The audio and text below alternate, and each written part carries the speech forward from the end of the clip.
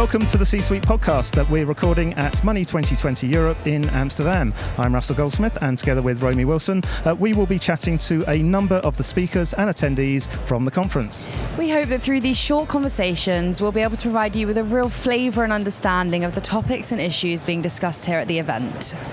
So I'm now joined by Ian Stuart, UK CEO at HSBC. Ian, welcome back to the show. Thank you very much. Yeah, well, it's actually 3.5 years since we spoke last, which was at Mad World, and that was about mental health.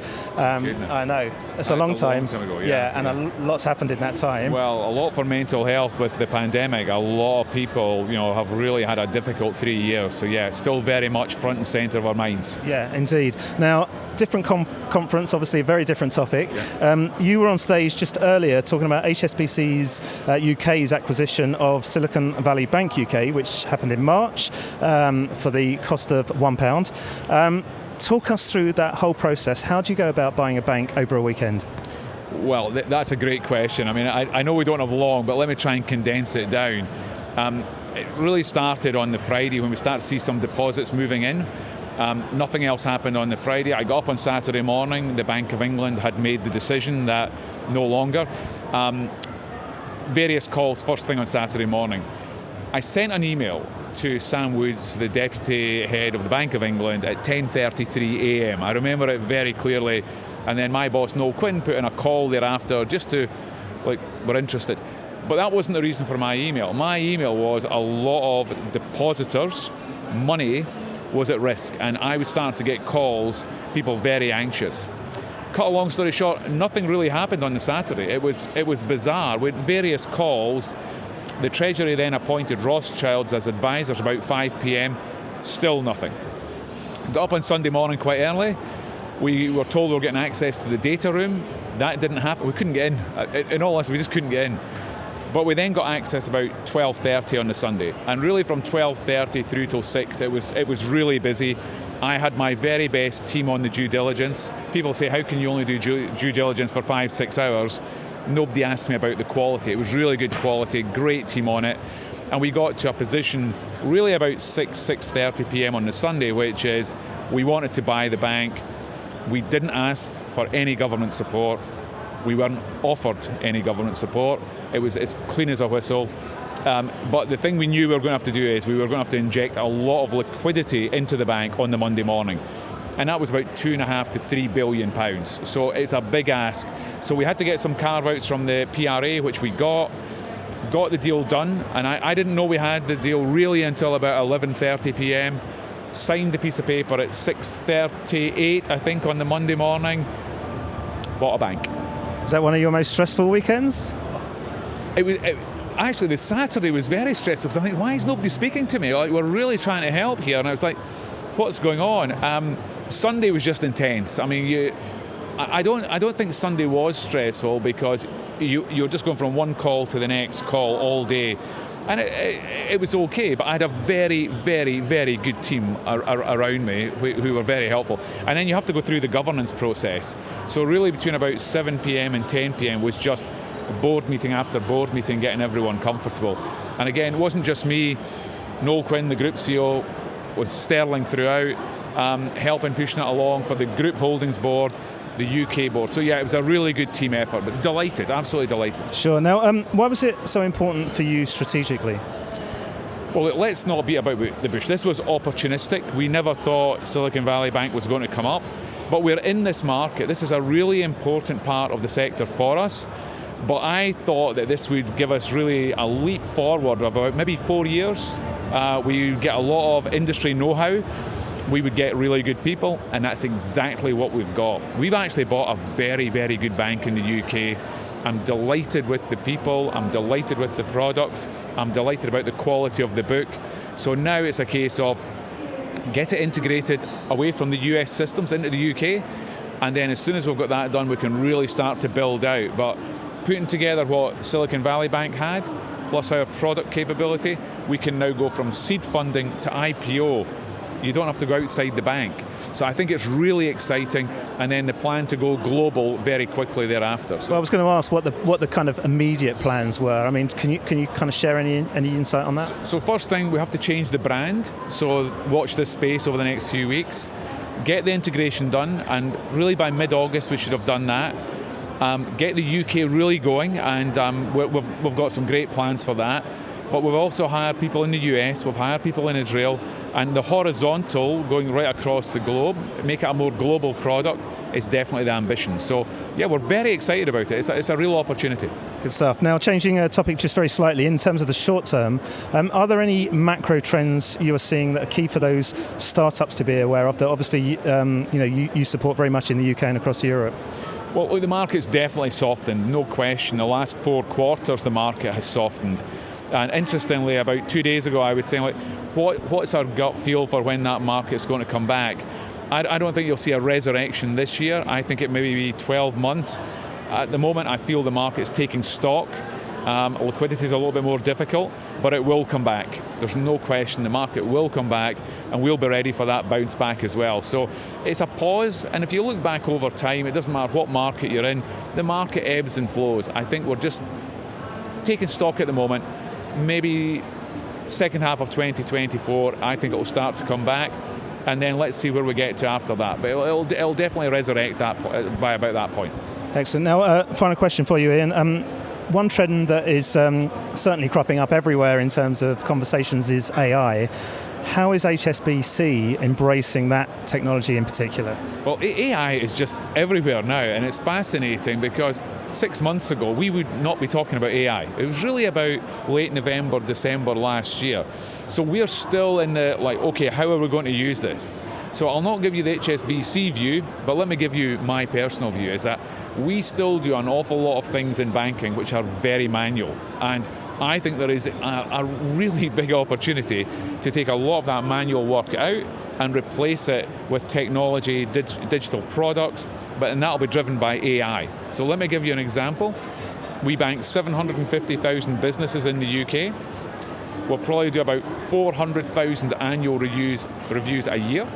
That is just time consuming.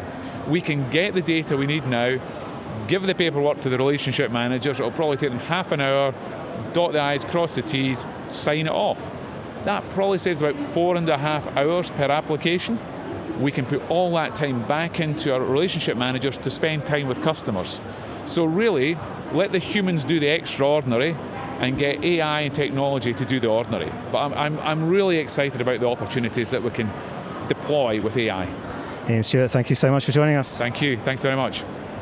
I'm here with Ugne Buraciene, the CEO of payabl. Let's start with a quick intro to payabl. Hi. So payabl is a paytech, fintech company specializing in providing full-rounded services for merchants. So we provide really anything that the merchant could need in terms of their financial needs and financial services. We're originally an acquirer, but we ventured out into providing a platform completely capable of servicing any type of service that the merchant or our client would need. So from acquiring payment services, alternative payment methods, banking, issuing, and also POS terminals. So we kind of have really an omniverse of payment options for our merchants.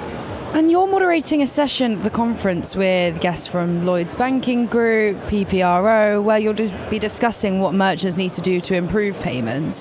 Why is it so important for you to, have this discussion here at Money 2020? Sure. So actually, the way that I'm not sure that a lot of people are aware, but if you want to go and present to Money 2020, you have to provide some ideas of what it would be.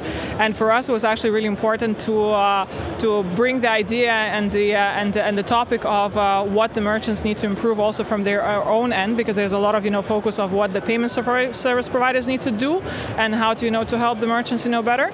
But the idea of the panel is to focus on what do the merchants really need to do themselves, to improve and to better their experience, for payments, and how to manage that and have that in-house in the most efficient way.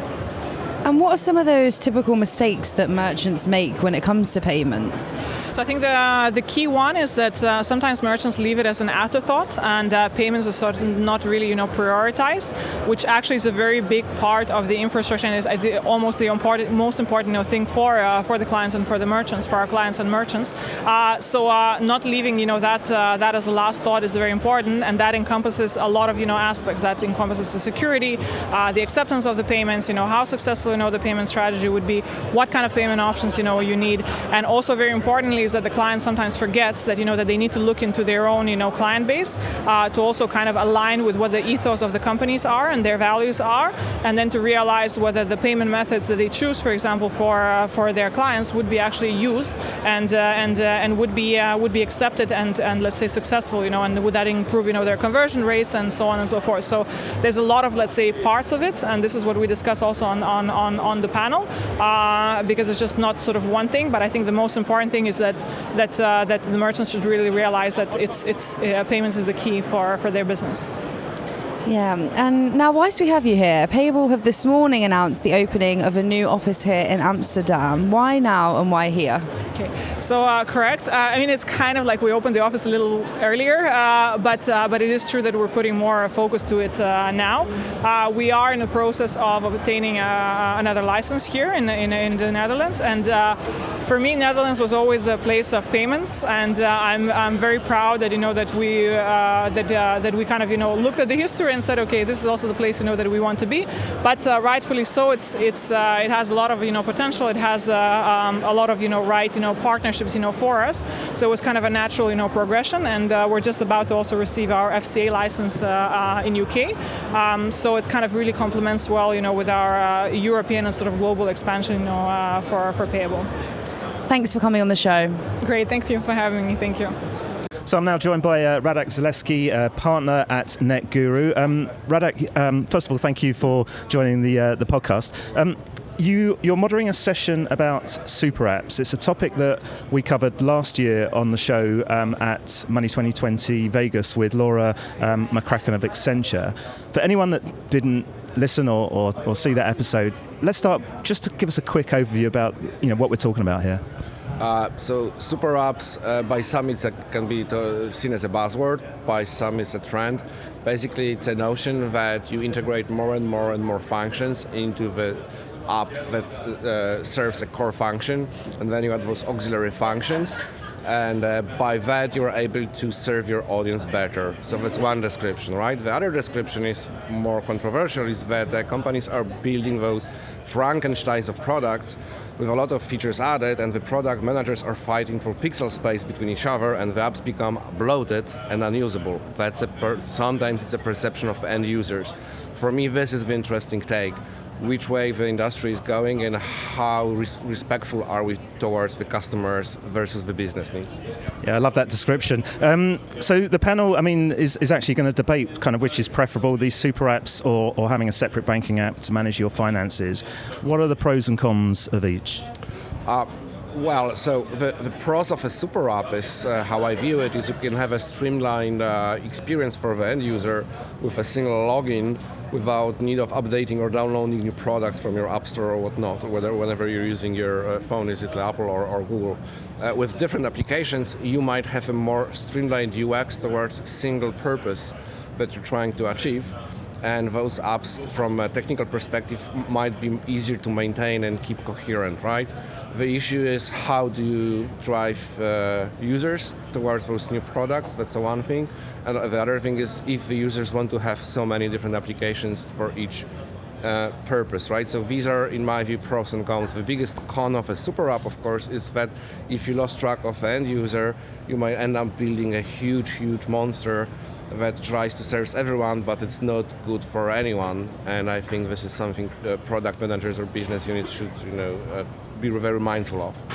What should be the main considerations for a fintech when designing or updating their customer-facing app? So again, maybe it's repeating myself, but both designing and later thinking and developing the product with end consumer in mind, and being very emphatic how they are using the product. Too often businesses have the final say how the product looks like because they have KPIs to achieve or quotas to be met, especially their sales teams or new product teams, and this can be a trap, right? And I will give you one of examples. For example, in my retail banking application that I use, the new features are popping up. That's cool, thank you, my bank.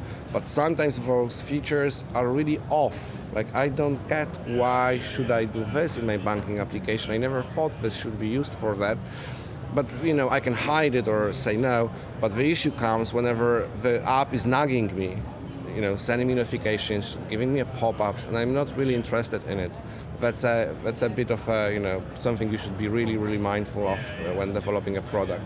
The other stuff is really understanding the behaviors of the end user versus your expectations, how users should behave. One of example is that in my banking app, they introduced a product which is insurance product that I clicked, because it was pushed to me or accident. I don't really know. It triggered the marketing automation system. Instantly, someone called me on my mobile and tried to sell this product, right? It was by accident. I wasn't that interested, right? But it might be, from the business side point of view, someone might say, oh, this is a great function. We had someone interested, in buying this, right? So also think through really well how you are analyzing the signals from the end users and then how you are building the product. Where does Netguru sit within this space? So we are a company that we're helping institutions, either small startups, unicorns, or legacy financial institutions build such applications. So we partner with them, and either we develop small chunks of such products, like the small features, or we can build the full thing for you. So this is what we do. Having been in business for 15 years and developing multiple apps for different businesses, not only financial services, allows us to see a lot of challenges or problems that already others had and react to them faster than you could do internally. And especially this cross-industry advantage is really helpful. For example, when we developed taxi app in a given region, and they introduced kind of super API features, we can really well understand how implementing features that are off the main business of a product might impact the user base, right? So these are the lessons that we can bring to the market. And so just finally, how do you see this whole space evolving? So I'm pessimistic, of course. But then I will be optimistic. So pessimistic is that I think the business is winning in a lot of ways, and the more and more I'm seeing bloated applications, bloated products, with a lot of things being pushed to me. Honestly speaking, sometimes it looks like an old, web 1.0 internet, like pop-ups, do this, click here. It's not about me, it's about business pushing something to me, right? And it can be awkward, like I just wanted to exchange currency, this is what I need your app for, and now I see it's like crypto exchange and insurance and travel insurance and this and that. I don't really get who you are, right? So as a product, so this is my pessimistic view on it, right? The optimistic view is whenever I'm talking with people behind those products, they're super smart and they get this. So I think it's a question of a struggle with sometimes too much, optimistic business units versus people who are responsible for making the end users happy versus making business happy and finding the right balance. So in that way, I'm optimistic looking how the industry evolves. Tremendous. Radek Zaleski, thank you so much for joining us. Thank you very much. So I'm here with Emma Kisby, CEO for EMEA of Cogo. Emma, welcome to the podcast. Thanks for joining us. Thank you, Russell. Tell us a little bit about Cogo. Cogo is all about promoting conscious consumerism, so helping consumers really understand the impact of their everyday spend on people and planet. Excellent. Now, your session tomorrow is with Leon Wijnands, the Head of Sustainability for the Netherlands of one of your clients, ING. The session is titled Future Banking, Driving Consumer Change in the New Economy. What can we expect to hear from both of you? Well, we expect the new economy to be a green economy. I think up till now the green economy has been a thing, and actually it will create the foundations of our new economy. We are committed obviously to helping consumers understand the impact of their spend, and we do this by helping people understand their carbon footprints. And we're working with ING, who are very passionate about sustainability and the correlation between financial health and planetary health. So by working in combination, we can really achieve scale and impact when we're helping consumers to reduce their carbon emissions. Excellent. Now, in your experience, what can banks achieve from carbon footprint management beyond simply carbon tracking? I think when we started 4 years ago, it was a little bit of a nice to have, maybe a little feature. And when we started working with the likes of NatWest and Commonwealth Bank, it was seen initially as kind of a good way to start engaging.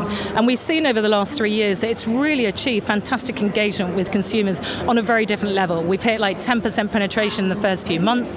We're seeing lots of Gen Zs and millennials especially engaging, and we're seeing increased dwell times.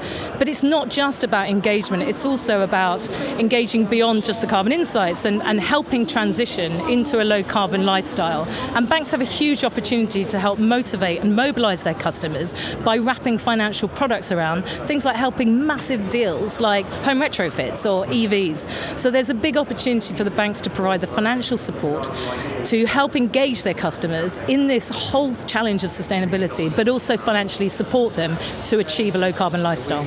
Now, you mentioned the conscious consumer. What do they want from their banks? Well, we are increasingly seeing that consumers are looking to banks and corporates, and if they are not kind of obliging or committing to ESG, then it's turning customers off. And a recent survey we did show that nearly 25% of consumers say they will consider leaving their bank if they're not demonstrating ESG commitments. So I think there is not only just a nice to have, but actually banks have to do something, not only with their own operational footprints, but in terms of helping. So again, going back to where we started, the kind of new economy is a green economy, but everything around it, products and services and the experience, needs to fundamentally be baked into helping around sustainability. Sure, but what about those consumers then that aren't quite on that journey yet? How do you get them on board?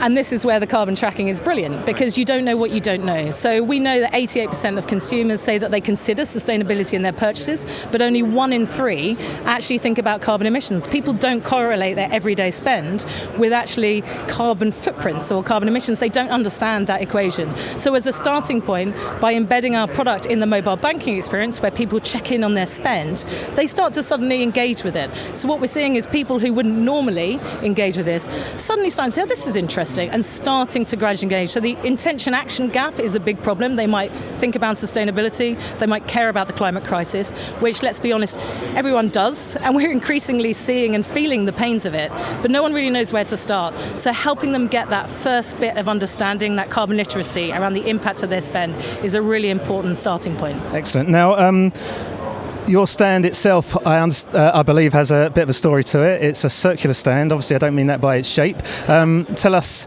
a little bit about the background to this. We were here last year, and when we left, it was a bit depressing seeing how much waste there was. Just as we walked out, it was like a bomb had hit the place.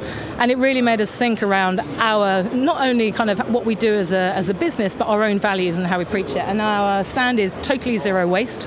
Everything has been reused or recycled, and the wood is from old holiday cabins, and the seat covers are from work uniforms. Everything's been used, and then it will get reintegrated in the supply chain. So there's no waste at all, and we're super proud of that, and the team have done a phenomenal job, because as you can see, it really stands out. But hopefully next year we'll see a lot more stands like this. Excellent. Emma Kisby, thank you so much for joining us. Thank you, Russell. I'm here with Oliver Von Landsberg-Sadie, the founder and CEO of BCB Group. Can you give us a bit of an intro to BCB Group? Sure. Hi, Romy, and it's awesome to be on the podcast. BCB Group, we provide business accounts for the digital asset industry, and we do great FX OTC trading. These two things have really been a critical infrastructure requirement in a market which really struggles to get basic banking services. And why have we seen the collapse of the likes of Silicon Valley Bank, Silvergate and Signature Bank?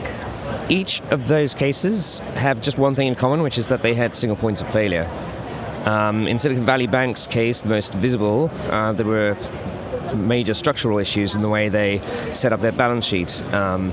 And they simply didn't manage the rising interest rate environment well, and it was quite a basic bank ratio collapse situation. Silvergate and Signature were both arguably under the spotlight purely for the reason that they were servicing the digital asset industry, which the SEC is still very skeptical about, and frankly a little angry about post the events at the end of last year, in which billions of dollars were wiped out for irresponsible market behavior. So Silvergate Bank and Signature Bank were the cornerstones of the crypto industry in terms of dollar flow, and in one instance, the SEC just didn't like the concentration of how many crypto companies had money on deposits, and in the other case it was, honestly, people talk about Operation Choke Point, and there is a little merit to that. There was a little heavy-handed reaction to those events. What does this mean for the crypto space moving forward? Do you expect trouble ahead? I have mixed feelings when we have major disruptive events in